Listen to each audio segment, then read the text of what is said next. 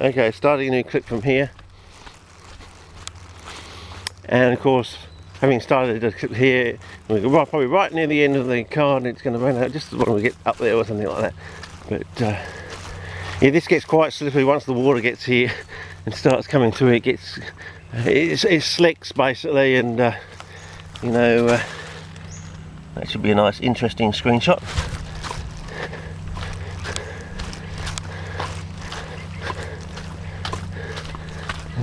As I said, we're walking sideways into the polar country, and it will start to get quite interesting fairly soon. You said that about half an hour ago, Richard. I've already had one cup of coffee. I'm halfway through my crumpet and my fish finger, and the egg's completely gone. Up to it. Yeah, as I said, we're right next to a golf. Isn't it incongruous? Right next to a golf course. Didn't I say best CPs always grow next to, what was it again? Golf courses, power lines, and what was the third thing? I forget. Can you remember it, fellas? I'm always saying like 3 things. Golf courses, power lines, and I can't remember what's the third thing. Anyway, it's probably highly important, but I just can't remember. Can't recall it. Okay, and then we just walk along this fence line. There's also a pool to the right which I might film. I filmed it on VHS back in, I think it was 2003.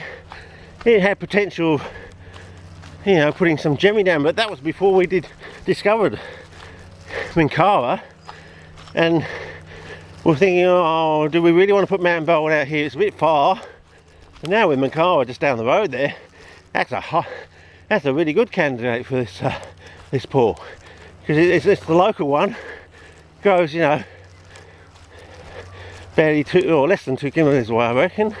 Is the main Minkara site from this reservoir. It might be worth trying something like that later on in the season. I don't know if we can get some plants to induce them to produce jemmy or something. Might be interesting to look at the jemmy under. Oh, sorry. Right. Okay. Oh, fighting the life out of me. Oh. Yeah. Well, this is a very colourful character. But yeah,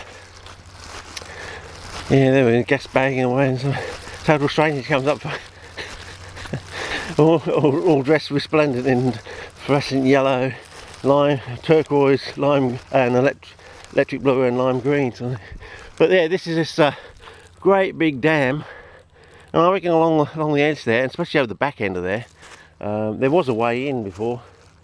If I can find it, there's a little sty area basically you can get into there, and I filmed it when it was basically on the front end of the Millennium Drought. Was it 2003? I think it was, and it had dried out sort of thing, and I filmed it there and had a few interesting semi-aquatic plants sitting out there. So we might do that later on, but I think we're going to lose the sunnage. I think it's rapidly becoming overcast. So I better crack onto these plants as quickly as possible, capture a bit of sunnage on them, and then it'll be gone, I reckon.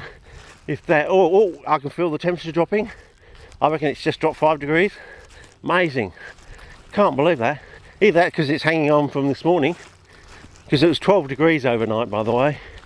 So yeah, so you know, these sort of areas seem to trap the coldness. Like when we were up,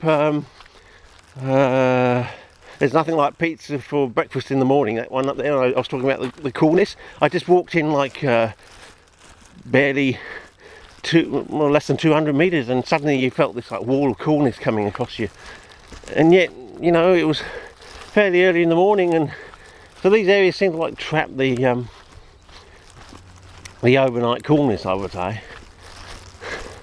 So that might be something you want to think about. Maybe that's what I was really trying to do with my milk bottle greenhouse. I just only got 2 out of the 3 factors. I got the light, I got the coolness, but I didn't get the humidity. But these days, you could generate the humidity using a solar-powered humidifier.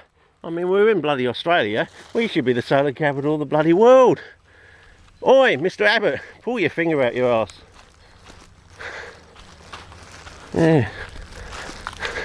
Oh, we don't even have a Minister of Science now. Oh, it's crazy. The one country in the world, I mean, we're the skin cancer capital of the world. Doesn't that tell you something? We really have got powerful sunlight down here, especially so near the ozone hole. Maybe Jay needs to start up his own solar power plant down here. You know, wind farms, solar power, and also we've got the Southern Ocean down here. Think of the wave generation.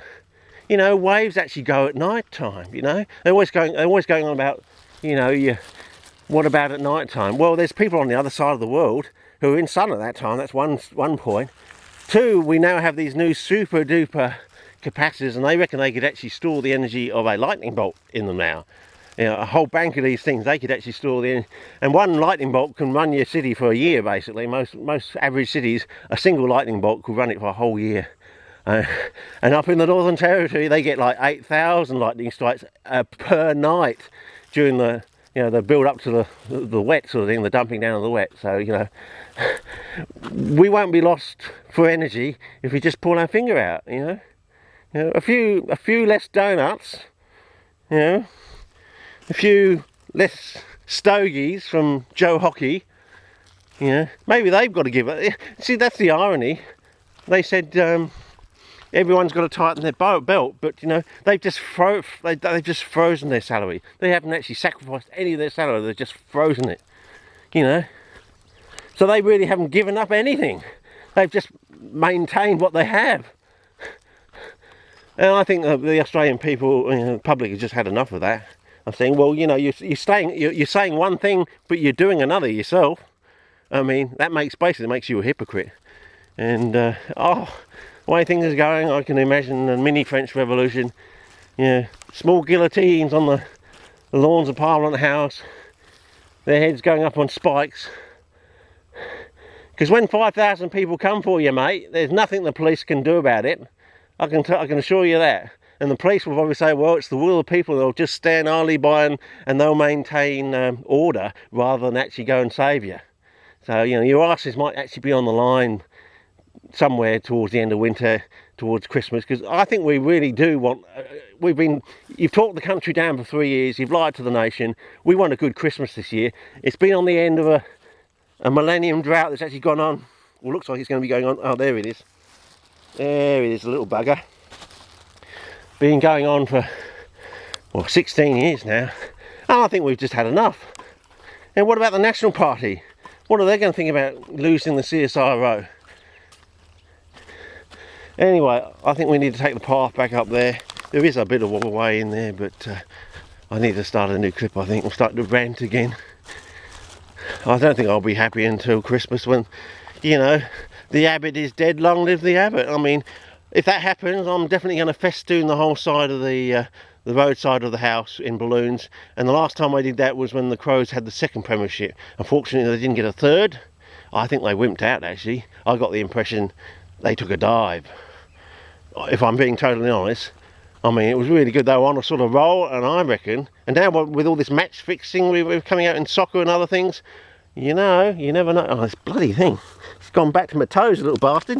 What do you know that I don't? There we go. There you go. Whew. Okay, time to start a new clip.